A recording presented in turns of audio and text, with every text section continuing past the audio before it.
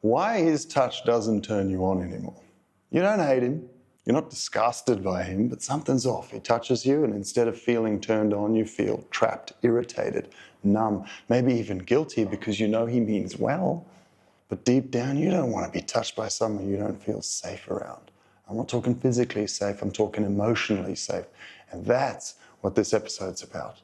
The invisible difference between tension and pressure. One creates spark, the other shuts your body down. Tension feels like eye contact that lingers but doesn't demand. A hand on your waist that doesn't pull. Energy that says, I want you, but I don't need anything from you. Tension makes your body curious. It makes you breathing shift. It creates space that pulls you forward. Pressure feels like a grope in the kitchen when you're already tense. A joke that's really a request. A sigh when you roll over in bed. That look that says, I'm only touching you so you'll give me what I want. Pressure makes your body harden. Even if you go along with it, you're not there. You're managing it, enduring it, resenting it. Here's the truth most men don't know.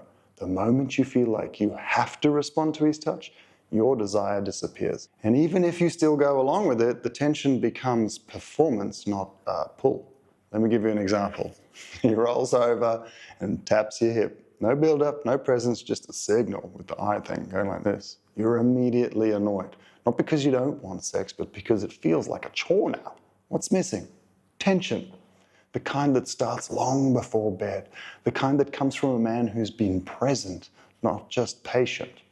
That's what I learned about Shani. Her nervous system cannot lie. She can fake a moan, she can say, it's fine, but her body always tells the truth. Your body always tells the truth, and when you've been overextended all day, running the house, solving problems, managing emotions, you don't need another thing to do. You need space to soften, and pressure makes softening impossible. This is so much easier if your husband has done Passion Without Poison, but whether he has or hasn't, this is about you. So what do? You start by observing. When he touches me, do I feel pulled in or pushed on? Does my breath deepen or do I brace? Do I feel like I have a choice? If the answer is no, then the work isn't more sex, it's rebuilding tension without pressure. Let his energy come close without taking. Let his presence be felt without demanding a response. Let him learn that your body responds when it feels free. And you're probably pulling your hair out right now saying, oh, for goodness sake. Tell him that. It's what the entire Passion Without Poison course is about. But again, he's not here, you are. And here are things you can do. You can build tension in yourself, even when he's not giving you what you want. This isn't about waiting for him to get it. This is about reconnecting to the part of you that still wants to feel, to be touched, to be desired, to melt without losing yourself. Because here's the truth. You can't wait for perfect conditions. You build your own spark so that when he finally shows up with something real, you're not numb to it. So here are the first of 5 things you can do. First thing, start noticing your body again without needing a reason. Let me ask you this. When's the last time you touched your own body without rushing? Not sexually, not for skin care, just touched your collarbone, rolled your shoulders. Have you ever sat in stillness and actually noticed? What does it feel like to be in here? Let's do it right now. Close your eyes. Put one hand on your chest, one on your lower belly. Breathe in slowly. Exhale through your mouth like you're relieving pressure, like a big sigh. Then stay there. Let your body recalibrate to presence, not performance. Feel what it's like to be sitting here. Feel which muscles are tense and relax them one by one. Your shoulders, your face. Close your lips, but part your teeth. Put your tongue on your palate and feel your breath moving in and out of your throat. Feel the pressure of the bed or the chair pushing your gut up against you, against gravity, holding you against gravity. If that feels good, just do this for 2 minutes a day. You'll start remembering what it feels like to be a woman with a current running through her, not just a to-do list on legs. All right, let's move on to the second of 5 things you can do to help yourself. And that is to create micro moments of mystery. I'm willing to bet that you've become so functional, so predictable, you forgot how powerful it is to withhold a little. Not as a game, as an energy reset. So try this. Next time he comes in for affection, instead of reacting, pause. Not cold, just curious. Look at him for 1 extra second. Breathe slower. Don't explain. Don't rush. He'll feel it, and you will too.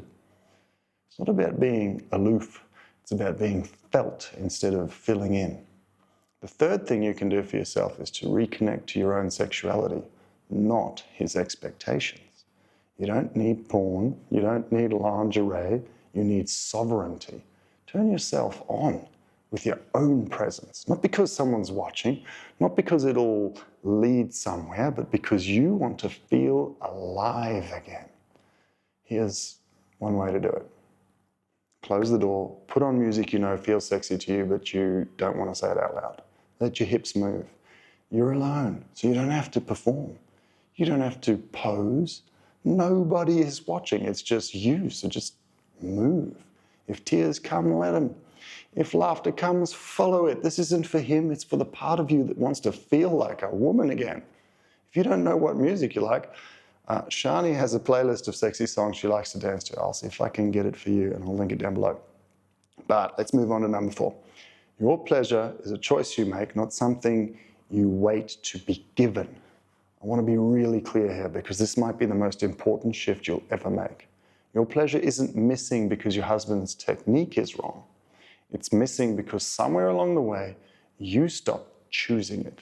Not consciously, not dramatically. It happened so slowly. You got busy, tired, you became useful, productive, reliable, but not receptive, not tuned in, not open to your own aliveness anymore. And I'm not saying this to blame you. I'm saying this to give you back your power. Because here's the truth, and here's the trap. You wait until he behaves better. You wait until the timing's right. You wait until he makes you feel something, and that wait, it kills attraction. Because pleasure isn't a reward for good behavior. It's a choice you make because you still want to feel alive. So, how do you begin?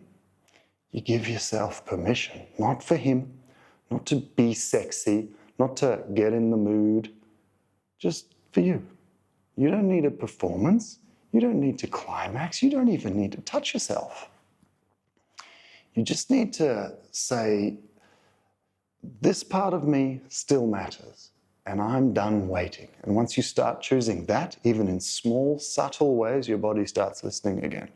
Not to him, to you. So remember this forever. Your pleasure is a choice you make, not something you wait to be given.